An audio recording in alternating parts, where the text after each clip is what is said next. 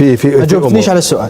كيف استقبل بالماضي قرار التنحيه والاقاله من المنتخب؟ شوف، هي كل شيء متعلق في الطريقه. انت انا معاك اليوم قاعدين هنا، غدوه صحيح انت مسؤول تاعي، اسمح لي. صحيح انه بالماضي ودع اللاعبين بعد مباراه موريتانيا. شوف، وداع بالماضي للاعبين تقريبا نفسه اللي كان يودع به اللاعبين بعد اي مقابله.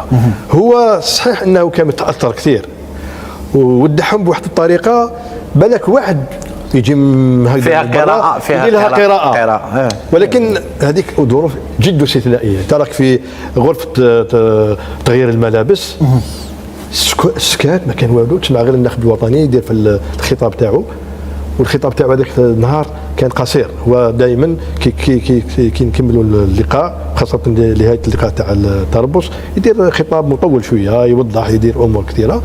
هذاك النهار دار خطاب قصير، وتسمع البكاء تاع واحد اللاعب مانيش حاب نذكره، كان يبكي، كان يشهق بالبكاء. اعطينا اسمه؟ ما نعطيكش. لا احتراما للاعب ولحرمه المكان اللي كنا فيه. لان ما تنساش حتى وانك تخرج من الهيئه تكون عندك شويه تحفظ. كان امور تحكيها، كان امور تبقى في. ومشينا وخرجنا من الملعب ومشينا. ولكن شكون هو الحاكم في امور مثل هذه؟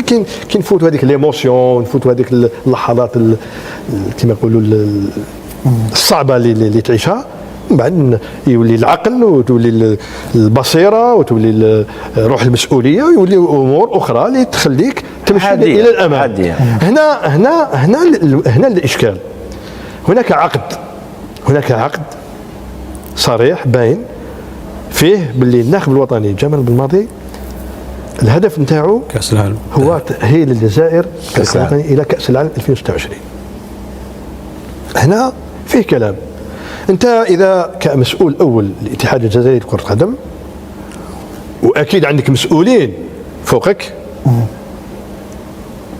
فيه كلام. اذا هذا النخب لازم نستغناو عنه، قال اخويا خلاص المكتوب خلاص، الاقصاءات كثروا، ما قدرتش عليها، اصبحت كما يقولوا البعض كتاب المفتوح، يا خويا نتفرقوا. هنا تدخل الطريقه والمعامله والاحترام، نفريوها كما يقولوا كوم دي جنتلمان، ونتفارقوا كل واحد يحكم طريقه. واضح. هنا الاشكال. هنا الاشكال.